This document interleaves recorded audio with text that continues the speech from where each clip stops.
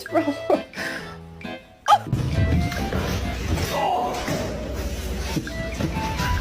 Excuse me, I had an appointment for today. He's new. Oh. Cute.